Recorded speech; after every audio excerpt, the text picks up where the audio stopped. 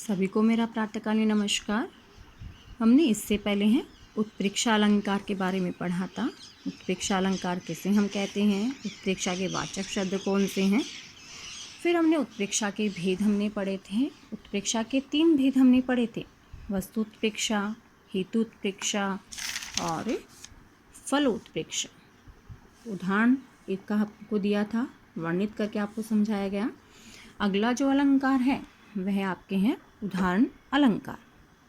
देखिए शब्द से जैसे पता विदित हो रहा है, जहाँ पर उदाहरण हो, जहाँ एक बात कहकर उसके उदाहरण के रूप में दूसरी बात कही जाए और दोनों को उपमावाचक शब्द कौन कौन से हैं, जिमी, यथा, इव, जैसे, जो, मिस आदि से जोड़ दिया जाए। देखिए हम समझते हैं, जहाँ एक बात को कहकर दूसरी बात में उदाहरण जहाँ पर दिया जाता है और उपमावाचक शब्दों का जहाँ प्रयोग होता है वहाँ होता है उदाहरण अलंकार। दूसरे शब्दों में हम लेते हैं इसको, जहाँ सामान्य रूप से कही गई बात को स्पष्ट करने के लिए कोई विशेष बात या जग प्रसिद्ध उदाहरण दिया जाता है। सामान्य बात को स्पष्ट करने के लिए कोई जग प्रसिद्ध उदाहरण दिया जाता है, वहाँ पर उदाहरण अलंकार होता है। जैसे उदाहरण के लिए हम समझते हैं इसको, नीकी पे फीकी लगे बिन अवसर की बात, जैसे वर्णत युद्ध में रस सिंगार ने सुहात। देखिए प्रथम पंक्ति में बात कही गई है कि अच्छी बात का भी बिना अवसर के कहना फीका लगना, बिना अवसर के कहने पर उसका फीका लगना की पुष्टि किससे की गई है, जैसे वाचक शब्द का प्रयोग करके,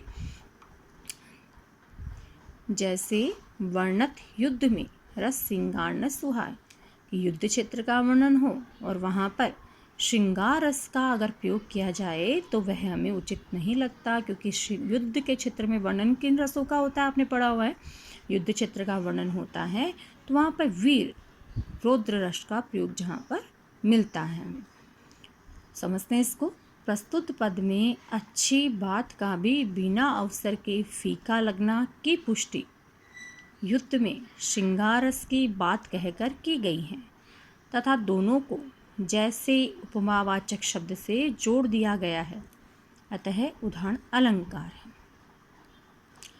अच्छी बात का भी बिना अवसर के फीका लगना की पुष्टि युद्ध में श्रृंगारस की बात कहकर की गई है और दोनों को जैसे उपमावाचक शब्द से जोड़ दिया गया है, अतः यहाँ पर उदाहरण अलंकार है। अब अंतिम जो अलंकार है आपके हैं विरोधाभास अलंकार। जैसे नाम से पता चल रहा है कि जहाँ पर विरोध का आभास होता है, जहाँ पर विरोध न होने पर भी विरोध की प्रतीति होती है, जहाँ काव्य पंक्ति में इस प्रकार का वर्णन हमें मिलता है कि जहाँ पर विरोध देखने से पढ़ने से हमें विरोध नज़र आता है, लेकिन वहाँ पर वास्तव में विरोध नहीं होता। दूसरे शब्दों में हम देखते हैं, अर्थात कवि शब्दार्थ की योजना इस प्रकार करता है कि सुनते ही पदार्थों में विरोध प्रतीत होने लगता है, किंतु अर्थ स्पष्ट होते ही विरोध शांत हो जाता है। देखिए कवि इस प्रकार शब्द योजना करता है कि पढ़ने पर हमें क्या लगता है, विरोध प्रतीत होता है, लेकिन जब हम उसका अर्थ स्पष्ट करते हैं तो विरोध वहाँ पर शांत हो जाता है, वहाँ विरोधाभास अलंकार होता है। उदाहरण के लिए हम देखते हैं इसमें, आप ही के सिलेबस से हैं, या अनुरागी चित्त की गति समझे नहीं कोय, जो जो बूढ़े श्याम रंग तो उज्ज्वल होय। यहाँ पर श्याम रंग, श्याम काले रंग में अगर हम इसका अर्थ स्पष्ट करें तो काले रंग में वस्तुओं को डुबोने पर वस्तुएं काली होती हैं, लेकिन यहाँ पर काला रंग श्री कृष्ण के लिए आ गया कि श्री कृष्ण के काले रंग में मन डुबोने पर वह और अधिक उज्जवल हो जाता है, अर्थात मन पवित्र हो जाता है।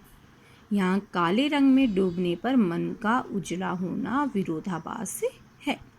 देखिए विरोध नज़र आता है पढ़ते हैं तब, लेकिन जब हम इसका अर्थ स्पष्ट करते हैं तो विरोध शांत हो गया है, अतः यहाँ पर विरोधाभास अलंकार है। इसके लिए हम अन्य उदाहरण हम समझते हैं, सुधी आए सुधी जाए। यहाँ अर्थ स्पष्ट इसका हम करते हैं कि प्रियतम की सुधि, याद आने पर नायिका की सुधि अर्थात चेतना चली जाती है। यहाँ सुधि आने पर सुधि चली जाती है में वास्तविक विरोध न होते हुए भी विरोध का आभास होता है, अतः यहाँ पर विरोधाभास अलंकार है। वास्तविक विरोध जब हम इसको स्पष्ट करते हैं तो विरोध हमें स्पष्ट नहीं होता, इसलिए विरोधाभास अलंकार है। एक अन्य उदाहरण हम देखते हैं। मीठी लगे अखियान लूनाई। यहाँ लूनाई हम अपनी स्थानीय भाषा में इसको लूनाई लवण युक्त, लूण खारापन से इसका अर्थ हम लिखते हैं।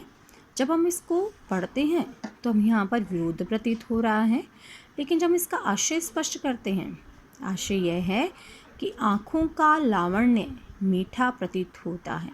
लूनाई का शब्दार्थ है, शाब्दिक अर्थ है लवण युक्त अर्थात खारा।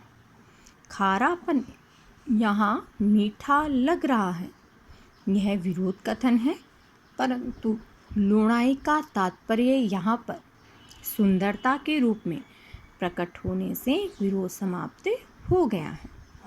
आँखों का लावण्य वो हमें मीठा लगता है।